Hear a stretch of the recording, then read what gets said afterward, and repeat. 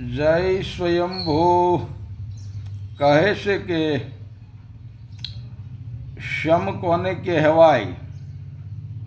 જે બુદ્ધિ પરમાત્મામાં સ્થાપી છે તેને શમ કહેવાય છે.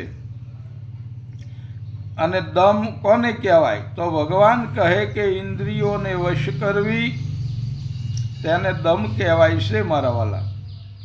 દરિદ્ર કોને કહેવાય? તો કે ભગવાન કહે કે હે ઉદ્ધવ, જેને પ્રાપ્ત સ્થિતિમાં અસંતોષ રહે છે ને તેને દરિદ્ર કહેવાય છે. અને શ્રીમાન કોને કહેવાય?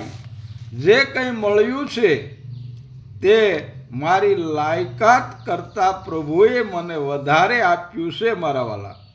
એમ સમજીને જે પ્રાપ્ત સ્થિતિમાં સંતોષ માને તે શ્રીમાન છે.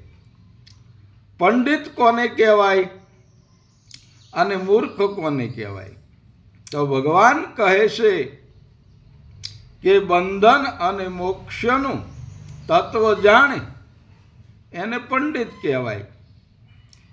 એને તે પંડિત પુસ્તકના સિદ્ધાંતોનો જીવનમાં ઉતારી અને ભક્તિમય જીવન જોગાળે તે જ્ઞાની છે.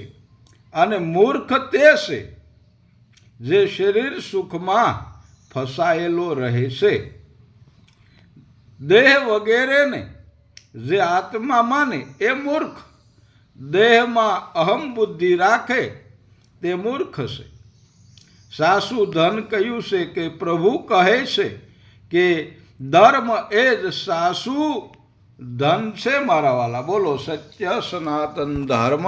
જય સ્વયંભૂ. ઓમ નમો નારાયણ. હર હર મહાદેવ. હર